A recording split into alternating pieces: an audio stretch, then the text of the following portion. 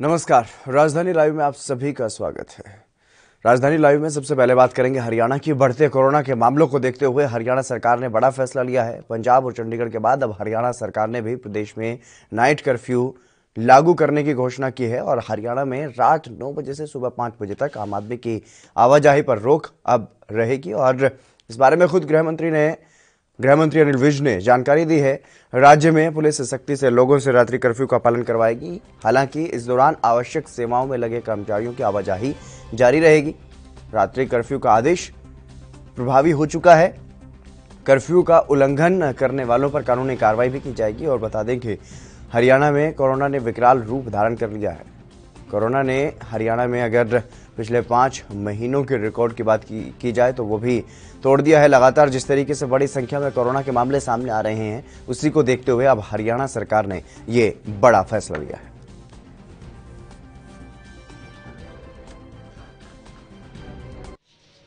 Corona के बढ़ते हुए केसेस को देखते हुए हरियाणा में रात्रि कर्फ्यू लगाने का फैसला किया है। रात 9 बजे से लेकर सुबह 5 बजे तक ये कर्फ्यू लगाया जाएगा। नॉन एसेंशियल सभी मूवमेंट को बंद किया जाएगा। जो एसेंशियल मूवमेंट्स हैं उनको इजाज़त दी गई है। इसमें विशव एक भ्रम बना हुआ है शराब के ठेके और होटल्स को लेकर, क्या वो भी बंद रहेंगे? नहीं, मैंने बताया कि नॉन एसेंशियल सभी चीज़ें बंद रहेंगी। गृहमंत्री अनिल विज ने यह साफ किया है कि जो भी गैर जरूरी चीजें हैं वो सभी बंद रहेंगी। नाइट कर्फ्यू के दौरान पूरे प्रदेश में नाइट कर्फ्यू इसलिए लगाया गया है क्योंकि कोरोना के मामले जो हैं वो लगातार बढ़ रहे हैं। और आपको बता दें कि जो दिल्ली से सटे हुए ज़िले हैं वहाँ पर कोरोना के मामले ज़्यादा नज़र आ रहे हैं। वो जो ज़िले दिल्ली एनसीआर में आते हैं वो कहीं ना कहीं ज़्यादा प्रभावित कोरोना महामारी से दिखाई दे रहे हैं और इसी वजह से पूरे प्रदेश में ही अब नाइट कर्फ्यू लगा दिया गया है। अभिषेक तक्षक हमारे संवाददाता हमारे साथ जुड़ गए अधिक जानकारी के साथ। अभिषेक, क्या कुछ पूरी जानकारी है? हरियाणा में नाइट कर्फ्यू लगा दिया गया है और पहले दिन क्या कुछ देखने को मिला नाइट कर्फ्यू के दौरान? जी बिल्कुल, देखिए जो सोमवार रात 9 बजे से लेकर जो है ये कर्फ्यू के आदेश जो है जारी हो गया और तुरंत से इसको लागू कर दिया गया है। अब सुबह प्रतिदिन जो रात 9 बजे से लेकर सुबह 5 बजे तक जो हरियाणा में जो तमाम 22 के 22 जिले हैं उनमें जो है नाइट कर्फ्यू रहेगा और उसमें जो जरूरी जो सेवाएं हैं वो जरूर चालू रहेंगी। जिसमें अगर बात करें छूट जिनको मिलने वाली है, इमरजेंसी सेवाएं जिसको लॉ एंड ऑर्डर, नगर निकाय सर्विसेज और एग्जीक्यूटिव मजिस्ट्रेट, पुलिस, सेना, हेल्थ, बिजली, फायर ब्रिगेड और एक्रेडिटेड जर्नलिस्ट और कोविड-19 से जुड़ी सेवाओं से जुड़े जो लोग हैं उनको जो है छूट रहेगी। हालांकि उनको जो है अपनी आईडी दिखानी होगी और जो स्कूल, कॉलेजेस, मतलब जैसे कि ये बाजार और दुकानें, mall, cinema, marriage palace, restaurant, hotel, park आदि जो है ये भी बंद रहेंगे और किसी को भी जो है अपने घर के बाहर खड़े होने की भी इस समय जो है अनुमति नहीं है। और अगर जो इसकी नाइट कर्फ्यू की उल्लंघना करते पाया जाता है तो उसको 2 साल तक की जो है कैद का भी इस पर प्रावधान रखा गया है। तो ये सख्ती से और कड़े नियमों के तहत जो है इसका पालन जो है हरियाणा सरकार की ओर से करवाया जाएगा ताकि जो कोविड संक्रमण है वो उसकी रोका जा सके। क्योंकि अब लगातार जो है तकरीबन जो जिस तरह के 24 घंटे के जो आंकड़े जिस तरह बता रहे हैं तो वो एक भयंकर स्थिति जो है हरियाणा में भी पैदा हो रही है। और लगभग जो है कल 3,972 नए जो कोरोना मरीज जो है सामने आए और वहीं जो एक्टिव केस है इस समय 23,667 जो मामले जो है इस समय एक्टिव केस जो है हरियाणा संक्रमित मरीज जो है प्रदेश में मौजूद हैं। तो जिस तरह और वहीं टीकाकरण का जो अभियान है हरियाणा सरकार की ओर से उसको भी जोर शोर से अमल में लाया जा रहा है। तो अब कल की बात, सोमवार और की बात करें तो लगभग जो 3 लाख 2 दिन में जो सोमवार और रविवार को जो 3,04,070 लोगों को जो है कोरोना वैक्सीन के जो है टीके लगाए गए। तो अब ये जरूर है कि अन्य प्रदेशों की तुलना में हरियाणा में जरूर मरीज कम है, लेकिन फिर भी जो है एहतियात के तौर पर जो रात 9 बजे से लेकर सुबह 5 बजे तक का जो है नाइट कर्फ्यू का जो ऐलान गृह विभाग की ओर से कर दिया गया। जी अभिषेक, आमतौर पर अगर बात की जाए तो रात को 9 बजे के बाद कोई भी जो जिसको जरूरी होता है वही लोग बाहर निकलते हैं। खासतौर पर अगर ग्रामीण इलाकों की बात की जाए, वहां पर गैर जरूरी लोग बाहर ज्यादातर देखने को नहीं मिलते हैं। लेकिन ऐसे में कोरोना का संक्रमण क्योंकि पूरे प्रदेश में लगातार बड़ी तेजी से फैलता हुआ दिखाई दे रहा है, तो दिन में ताकि कोरोना के संक्रमण को फैलने से रोका जा सके, इसके लिए क्या कुछ तैयारी है, क्या कुछ योजना हरियाणा सरकार ने बनाई? देखिए, दिन में जो है वो साफ तौर पे SOPs जारी कर दी गई हैं और सोशल डिस्टेंसिंग और मास्क का जो है वो पालन करवाया जाएगा। मास्क अगर कोई नहीं पहने पाया जाता तो उससे 500 रुपए तक का जुर्माना का भी जो है प्रावधान है। और वही सोशल डिस्टेंसिंग सख्ती से पालन करवाने के जो है सरकार की ओर से जिला प्रशासन को आदेश दिए जा चुके हैं कि किसी भी तरह कोई कोताही ना बरती जाए। और जो ग्रामीण तबका है तो वहां पर भी जो सख्ती से पालन करवाने के जो ये निर्देश जारी किए गए। और वही नाइट कर्फ्यू की बात है तो वो ग्रामीण इलाकों में भी जारी रहेगा और वही शहरी इलाकों में भी इसका जारी रहेगा। और कोई भी जो बगैर किसी कारणवश जो है वो उसको घूमने नहीं दिया जाएगा। उसके खिलाफ जो है दंडनीय कार्रवाई जो है अमल में लाई जाएगी। पुलिस विभाग उस पर 2 साल तक की जो है इसमें कैद का भी प्रावधान किया गया। और ये साफ तौर पे हरियाणा सरकार की ओर से प्रशासन को ये सख्ती से पालन करवाने के निर्देश जारी कर दिए गए। तो अब जो हालांकि अब जिस तरह कोविड के जो पेशेंट लगातार बढ़ रहे हैं, जैसे गुरुग्राम की बात करें, सबसे ज्यादा जो मरीज है वो गुरुग्राम जिले में सब सामने आ रहे हैं। तो और उसके बाद कई ऐसे जिले भी हैं जहां पर 200 के तकरीबन भी जो है रोज मरीज जो है सामने आ रहे हैं। तो ऐसे उनको जरूर सरकार ने ये कड़ा फैसला लेना पड़ा। और अन्य राज्यों से तुलना करी जाए तो फिर भी अभी हरियाणा में जो है कंट्रोल में है स्थिति, लेकिन फिर भी ये लगातार जिस तरह संक्रमण बढ़ रहा है और फैल रहा है तो उसको रोकथाम के लिए जो है अभी इस तरह का जो सरकार की ओर से बड़ा फैसला लिया गया। की अगर बात की जाए, क्योंकि अगर दिल्ली की बात की जाए तो दिल्ली में अस्पतालों में लगातार जो बेड्स है उनकी संख्या को बढ़ाया जा रहा है, तो क्या जिस तरीके से क्योंकि लगातार मामले हरियाणा में बढ़ रहे हैं, उसको लेकर के अस्पतालों की क्या कुछ स्थिति है फिलहाल? हरियाणा में जो स्थिति है जो अस्पतालों की, वो जैसे स्वास्थ्य मंत्री गृह मंत्री जिनके पास अनिल विज जो है, उन्होंने साफ तौर पे ये कहा कि हरियाणा में सभी जो व्यवस्थाएं हैं वो कर ली गई है। ना तो वैक्सीनेशन जो है उसका जो कार्य है उसमें ढिलाई नहीं बरती जा रही, वो भी पूरी तेजी से चलाया जा रहा है। कई बार इस तरह की खबरें भी आ रही थी कि जो वैक्सीन की जो है वो कमी हरियाणा में अन्य राज्यों में है, तो हरियाणा में भी उसकी कमी है। लेकिन उस बात से साफ इनकार करते हुए स्वास्थ्य मंत्री ने कहा कि हमारे पास पर्याप्त वैक्सीन है। और वहीं जो अस्पताल है, बेड भी और ऑक्सीजन वेंटिलेटर आदि का भी उन्होंने कहा कि वो भी पर्याप्त मात्रा में उपलब्ध है। किसी तरह की जो है लापरवाही या किसी प्रकार की ढील जो है स्वास्थ्य विभाग नहीं बरतेगा। और वहीं जो टीकाकरण और इस तरह के जो मुहिम जो चलाई जा रही है उसके लिए स्वास्थ्य सेवाओं में से जो जुड़े लोग हैं उनके जो है छुट्टियां, अवकाश भी जो है वो कैंसिल कर दिए गए हैं, ताकि तुरंत प्रभाव से मरीजों का देखभाल या फिर टीकाकरण का जो अभियान है उसको जोर शोर से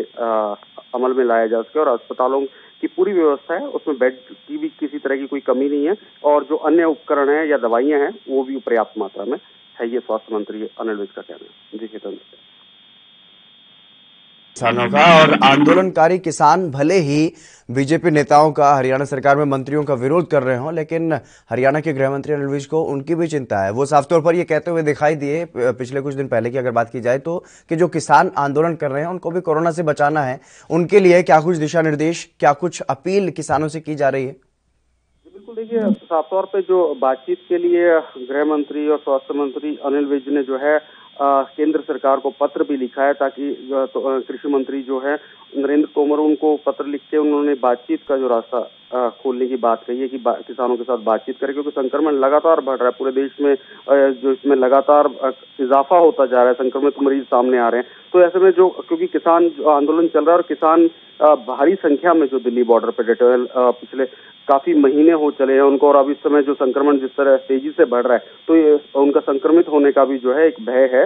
तो इसको देखते हुए उन्होंने अपील भी की है किसानों के साथ कि उसमें सोशल डिस्टेंसिंग और अगर किसी तरह की जो अगर उनको समस्या आती है स्वास्थ्य से जुड़ी हुई, तो वहां पर डॉक्टर्स की टीम भी है, वो अपना स्वास्थ्य जांच करवाएं, टेस्ट करवाएं। अगर किसी कोविड अगर उनको पाया जाता है तो उसका इलाज जो है हरियाणा सरकार करेगी। तो किसी भी तरह की लापरवाही ना बरते। और वहीं जो है केंद्र सरकार से उन्होंने अपील की है कि बातचीत का रास्ता साफ करें, क्योंकि भारी संख्या में जो इस समय किसान डटे हुए हैं बॉर्डर पर और संक्रमण फैलने का जो है खतरा लगातार उन पर बना रहता है। तो इस पर चिंता व्यक्त करते हुए जो स्वास्थ्य एवं गृह मंत्री अनिल विज हैं, उन्होंने चिट्ठी भी लिखी है और अपील भी की है किसानों के साथ कि वो जो गाइडलाइंस है कोरोना से जुड़ी हुई उसका जरूर पालन करें। वो विरोध जरूर कर सकते हैं क्योंकि ये उनका अधिकार है, लेकिन इसको कानूनी जो रूप में या कानून का उल्लंघन ना करते हुए अपना विरोध प्रदर्शन जारी रख सकते हैं। जी अभिषेक, तमाम जानकारी देने के लिए बहुत शुक्रिया आपका। तो लगातार जिस तरीके से कोरोना के मामले बढ़ रहे हैं उसी को देखते हुए हरियाणा सरकार ने यह अहम फैसला लिया है।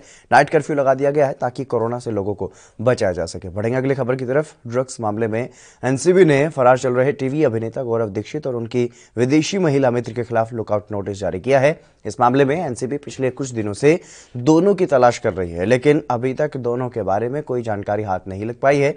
एनसीबी के जॉइंट डायरेक्टर समीर वानखेड़े ने यह बताया है कि हमारी टीम लगातार दोनों की तलाश में जुटी हुई है और अब उनके खिलाफ लुकआउट नोटिस भी जारी कर दिया गया है। वानखेड़े के मुताबिक दोनों का पासपोर्ट एनसीबी ने छापेमारी के दौरान उनके घर से पहले ही जब्त कर लिया था, इसलिए बाहर के देशों में भागने की संभावना काफी कम है। दोनों को जल्द ही गिरफ्तार भी कर लिया जाएगा। और दरअसल बॉलीवुड और टीवी इंडस्ट्री में ड्रग सप्लाई करने के मामले में गिरफ्तार किए गए अभिनेता एजाज खान से पूछताछ में टीवी एक्टर गौरव दीक्षित का नाम भी सामने आया था। पूछताछ में मिले सुरागों के आधार पर एनसीबी की टीम ने गौरव दीक्षित के घर पर छापा मारा और इस छापेमारी के दौरान बड़ी मात्रा में ड्रग्स बरामद हुआ, लेकिन गौरव दीक्षित और उनकी विदेशी महिला मित्र भागने में कामयाब हो गए। और एनसीबी की जांच में ये बात सामने आई है कि गौरव दीक्षित एजाज खान के साथ मिलकर के बॉलीवुड और टीवी इंडस्ट्री से जुड़े हुए तमाम लोगों को ड्रग्स की सप्लाई करते थे और गौरव दीक्षित तो अपने घर में ही ड्रग्स की फैक्ट्री भी चलाता था। एनसीबी के आला अधिकारियों की माने तो आने वाले दिनों में गौरव दीक्षित के साथ साथ इस रैकेट से जुड़े हुए कई और टीवी कलाकारों के नाम का खुलासा भी हो सकता है। इस मामले में एनसीबी ने टीवी इंडस्ट्री से जुड़े हुए कई बड़े नामों की लिस्ट तैयार की है, जिनसे जल्द ही पूछताछ हो सकती है। तो लगातार जब से अभिनेता सुशांत सिंह राजपूत की जो मौत का मामला सामने आया, उसके बाद उस मामले में ड्रग्स का मामला निकल करके सामने आया, जिससे संबंधित कई लोगों से पूछताछ हो चुकी है और कई ऐसी बड़ी हस्तियों के नाम इस मामले में सामने आ चुके हैं जो फिल्म जगत से जुड़े हुए हैं और विदेशी लोगों को भी इसमें हिरासत में लिया गया, गिरफ्तार किया गया। अभी तक कई लोगों को गिरफ्तार भी किया जा चुका है एनसीबी की तरफ से और अब अभिनेता एजाज खान को हाल ही में गिरफ्तार किया गया।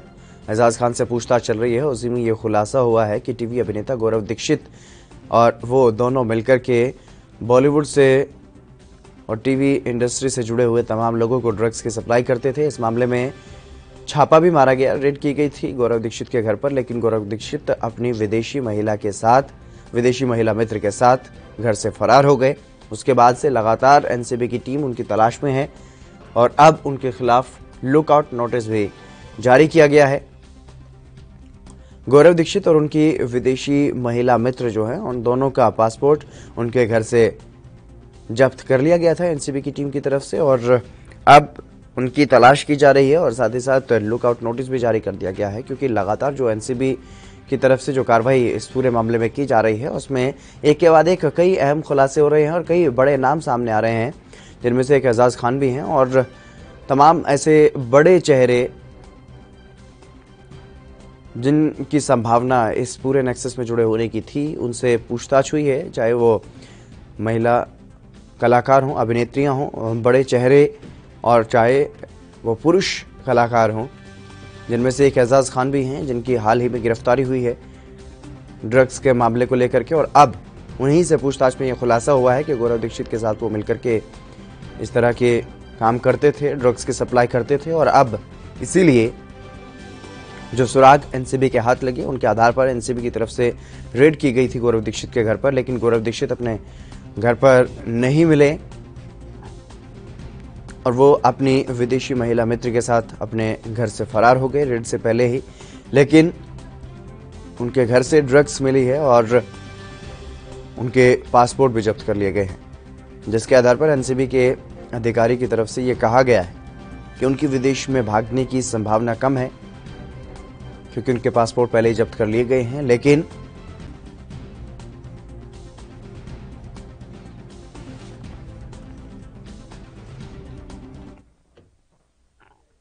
सत्यप्रकाश सोनी हमारे संवाददाता हमारे साथ जुड़ गए हैं अधिक जानकारी के साथ। सत्यप्रकाश, क्या कुछ पूरी जानकारी है गौरव दीक्षित के बारे में?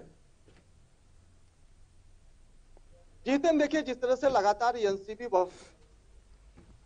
एक मामले को जांच कर रही है, ऐसे में एनसीबी लगातार बॉलीवुड इंडस्ट्री में तमाम उन कलाकारों की तलाश कर रही है जो कहीं न कहीं ड्रग्स एंगल से जुड़े हुए हैं। ऐसे में गौरव दीक्षित वो शख्स है जो बॉलीवुड इंडस्ट्री में पूरी तरह से ड्रग्स सप्लाई का काम करते थे।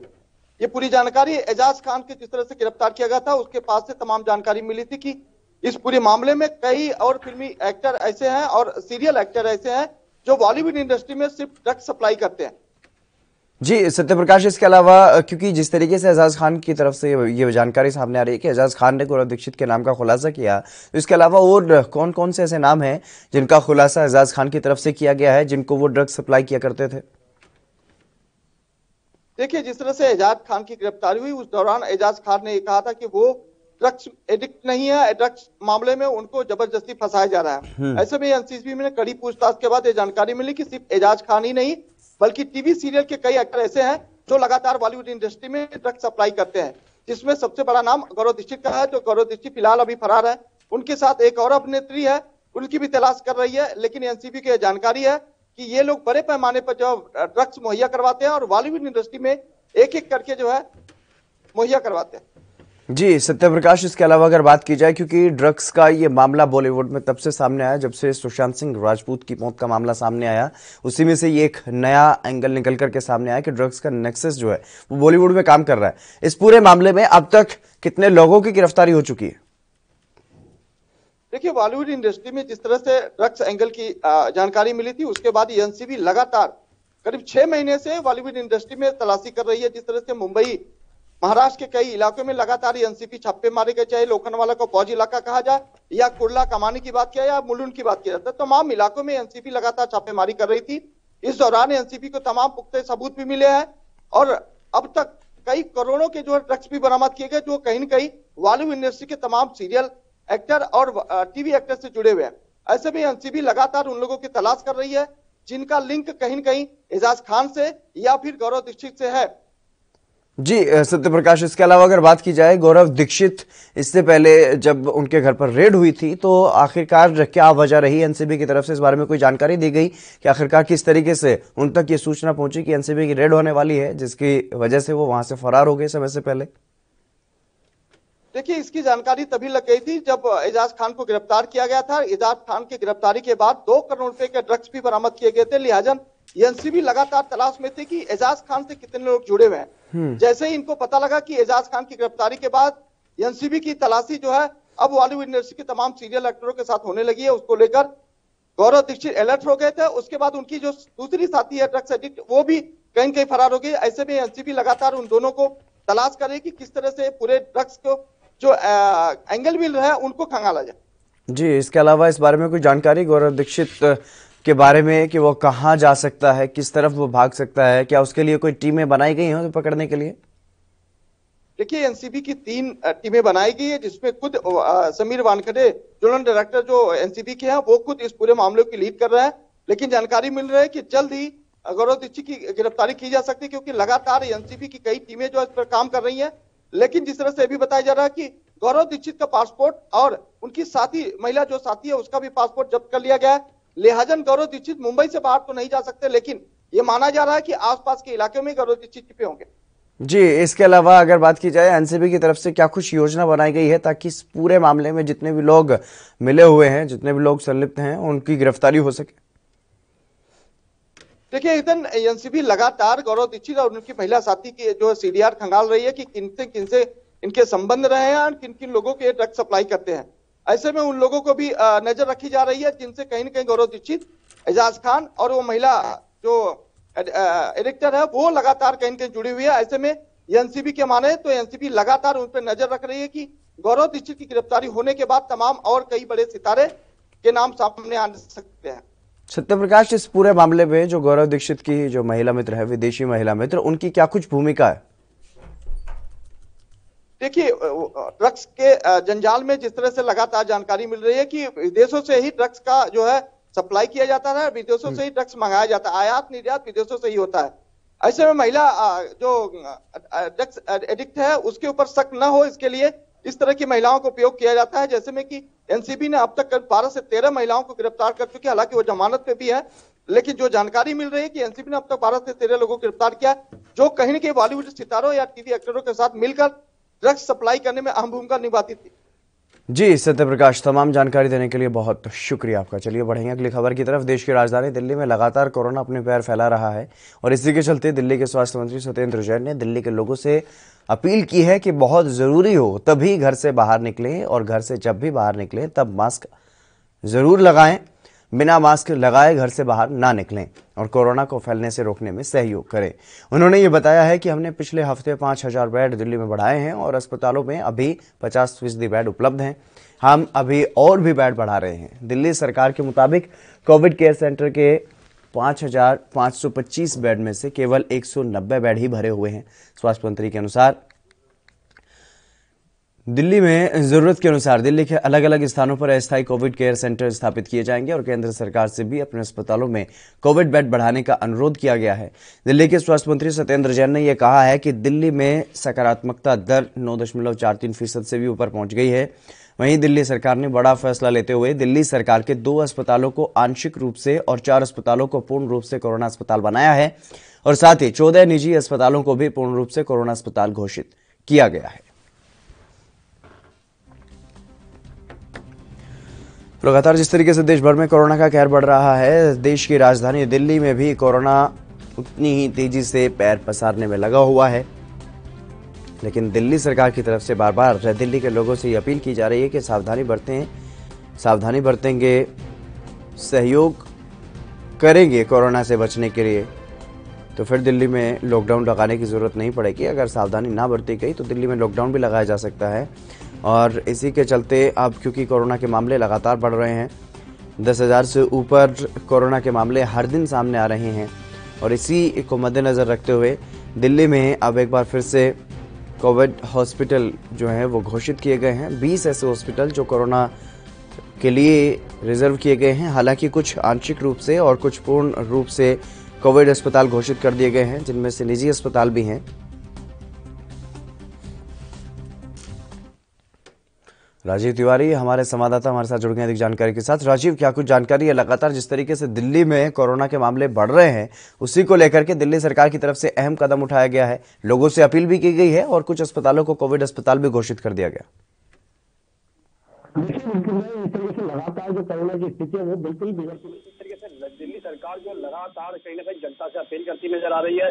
बार बार कहा जा रहा है कि जनता सहयोग करे और कोरोना की जो महामारी है उससे बचाव के लिए जनता सोशल डिस्टेंसिंग और मास्क का यूज करे। और जिस तरीके से जनता की तरफ से लापरवाही देखने को मिल रही है उससे कहीं ना कहीं दिल्ली के अंदर कोरोना की स्थिति बिल्कुल बिगड़ती नजर आ रही है। क्योंकि जब बात करें दिल्ली सरकार की तो दिल्ली सरकार निरंतर कोशिश कर रही है, यहाँ तक कि 5000 बेड भी बनवाए गए हैं, अस्पतालों के अंदर सुविधाएं दी जा रही हैं, लगातार वैक्सीन की जो प्रक्रिया है उसको भी बढ़ाया जा रहा है। मगर कहीं ना कहीं लापरवाही जरूर देखने को मिल रही है क्योंकि बाजारों के अंदर अभी तक सोशल डिस्टेंसिंग बिल्कुल नहीं है। मगर दिल्ली सरकार ने निरंतर कोशिश करती नजर आ रही है। दिल्ली सरकार ने केंद्र सरकार से अपील भी की है कि केंद्र सरकार वैक्सीन उपलब्ध कराए और जो 45 साल से नीचे के लोग हैं उनके लिए भी वैक्सीन जो है वो पहुंचाने की व्यवस्था की जाए। मगर केंद्र सरकार की तरफ से भी वैक्सीन उपलब्ध करवाई जा रही है और देखना होगा कि जिस तरीके से 2 भारतीय वैक्सीन है, 1 विदेशी वैक्सीन है और वो मिलाकर 3 वैक्सीन हो जाएंगी और लगातार कोशिश की जाएगी जनता तक राहत देने की। मगर देखना होगा राहत कब तक मिल पाती है क्योंकि अभी विदेशी वैक्सीन जो है वो अभी तक भारत के अंदर नहीं उपलब्ध हो पाई है और कहीं ना कहीं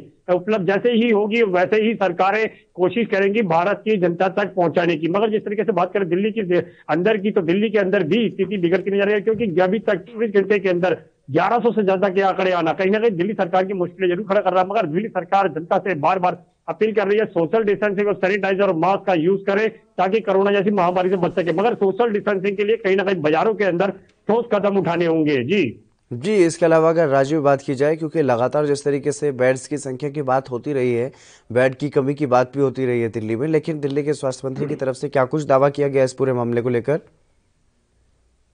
देखिए बिल्कुल भाई, जिस तरीके से बात करें स्वास्थ्य मंत्री यानी दिल्ली के स्वास्थ्य मंत्री की तरफ से, सत्येंद्र जैन की तरफ से, तो बिल्कुल स्पष्ट कर दिया गया कि बेडों की कमी नहीं है, मगर आने वाले दिनों के अंदर बिल्कुल बेडों की कमी हो सकती है और लगातार इसीलिए 5,000 बेड और बनवाए गए हैं और दिल्ली के अस्पतालों के अंदर उनको सुविधा दी जाएगी। मगर बात करें अभी तक बेडों की, तो बेड के लिए लगातार कोशिश की जा रही है, बेड की कमी ना पड़े। मगर जिस तरीके से होम क्वारंटाइन के अंदर मरीजों को रखा जा रहा है और लगातार उनके द्वारा ही उनका इलाज किया जा रहा है, मगर अस्पतालों के अंदर भी संख्या बढ़ती नजर आ रही है और कहीं ना कहीं आशंका यही जताई जा रही है कि आने वाले समय के अंदर दिल्ली के अंदर स्थिति बिगड़ सकती है। मगर इसीलिए स्वास्थ्य मंत्री ने भी कहीं ना कहीं जनता से अपील की और कहीं साफ तौर पर कहा है कि आप लोग थोड़ा सा संयम बना के रखें और कहीं ना कहीं सरकारों का साथ दें। और जिस तरीके से सोशल डिस्टेंसिंग नहीं किया जा रहा, मास्क का यूज नहीं किया जा रहा है, उसके लिए भी जनता से अपील की गई है सोशल डिस्टेंसिंग बना के रखें और कहीं ना कहीं मास्क का भी यूज करें और कहीं ना कहीं सैनिटाइजर और हाथ धोने की जो प्रक्रिया उसको भी बरकरार रखें। मगर जिस तरीके से बाजारों के अंदर भीड़ है, उससे कहीं ना कहीं स्थिति जरूर बिगड़ रही है। इसी को लेकर मद्देनजर रखते हुए दिल्ली सरकार ने ठोस कदम जरूर उठाए गए। नाइट कर्फ्यू का ऐलान किया गया है, लगातार